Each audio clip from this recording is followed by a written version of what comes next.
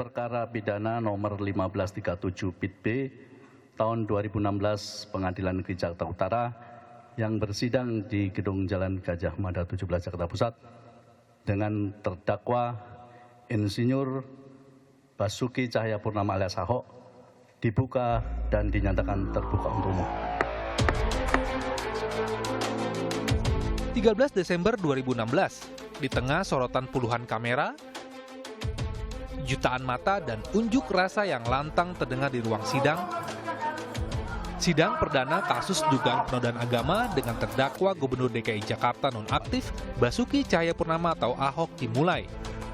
Bahwa perbuatan terdakwa yang telah menyatakan bohong kepada orang lain, dalam hal ini pemeluk dan penganut agama Islam, sebagai salah satu agama yang diikuti di Indonesia, yang menyampaikan kandungan surat Al-Maidah ayat 51 tentang larangan menjadikan non-muslim sebagai pemimpin dalam rangka pemilihan Gubernur DKI Jakarta sebagai suatu penghinaan terhadap satu golongan rakyat Indonesia, sejalan dengan pendapat dan sikap keagamaan Majelis Ulama Indonesia atau MUI tanggal 11 Oktober 2016 angka 5 yang menyatakan bohong terhadap ulama yang menyampaikan dalil surat Al-Maidah ayat 51 tentang larangan non-muslim sebagai pemimpin adalah penghinaan terhadap ulama dan umat Islam.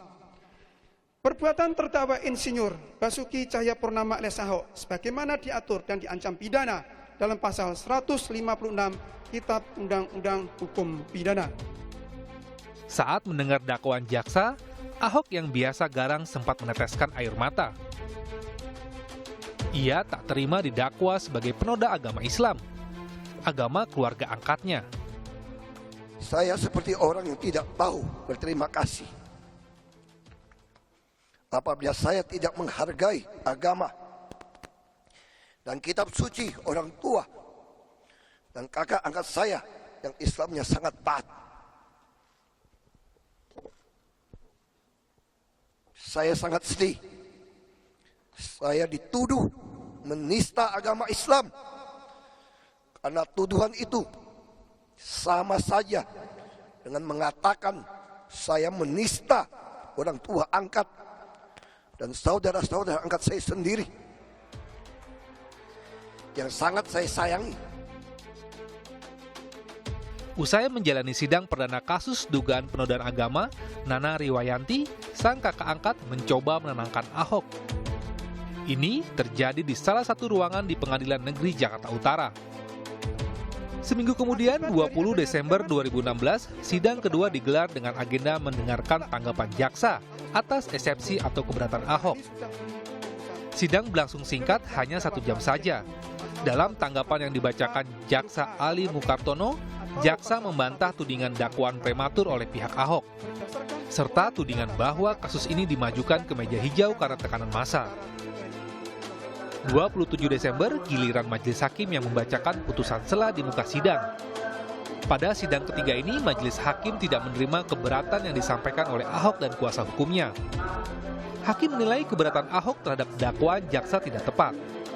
Putusan sela majelis hakim ini berarti sidang kasus dugaan penodaan agama tetap berlanjut. Tenang di dalam, riuh di luar. Begitulah yang terjadi selama 3 kali persidangan kasus dugaan penodaan agama oleh terdakwa Basuki Cahayapurnama. Dalam setiap persidangan, 2 kelompok massa selalu hadir sepanjang sidang yang digelar di Jalan Gajah Mada. Ada yang pro dan ada yang kontra.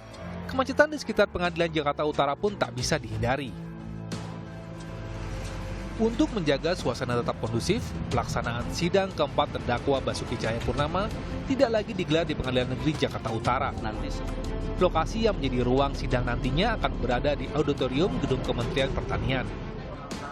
Tak hanya lokasi sidang yang berubah, pada sidang berikutnya yang rencananya akan menghadirkan saksi dan ahli, majelis hakim memutuskan sidang tidak boleh disiarkan secara langsung oleh media.